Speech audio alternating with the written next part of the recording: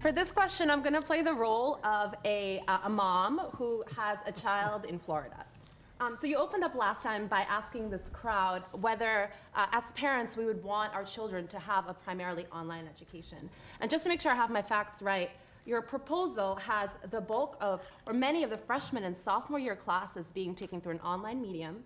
And you're going to take a lot of students. It's 11,000 that go currently, are currently freshmen and sophomores. And I think the idea is to steal some from the junior colleges as well. So we're not really talking about cream of the crop students here just because of the sheer number, right? And so as a parent, I have two questions for you.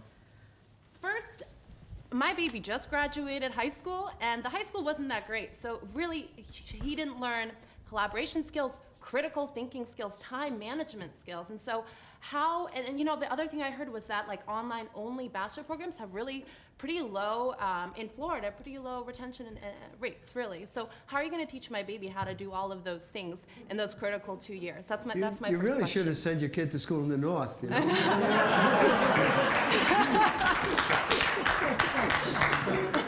So before coming to business school, I was a teacher, and I saw a lot of these concerns play out with my students. One of the things I do know about moms, just not being a parent myself, is that cost is extremely important.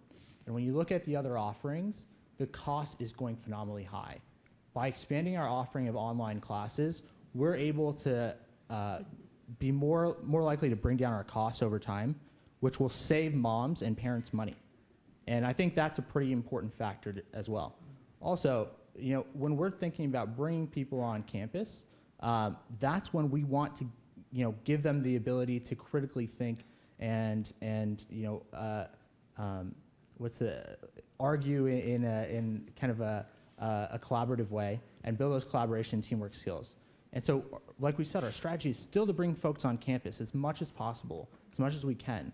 And so that's where we think we can add benefit. And by increasing our access online, we're now able to widen the pool of people who may not have access to come on campus at the end of the day, but at least can access great instructors, can access great research, and begin to rebound their education in that way. I've been listening to the legislature like really battle out on these bills about getting Florida more money, a lot more money to become a top 10 university. And so by the things that drive that, one are your student faculty ratios, and two is spend per student. And so in the short term, how can I send my child to your university when really you are doing the things that will bring down its prestige at the end, pulling those triggers that will not allow it to be a top 10 university? We're talking about the Florida system as a whole, so the junior college online is going to be separate. The Gainesville campus, which is what everybody wants to see, a top 10 university, because we expanded the feeding pool from the junior colleges, we're going to only pull the top talent from those junior colleges to come up to Gainesville, and that's what's going to help us be a top 10 university.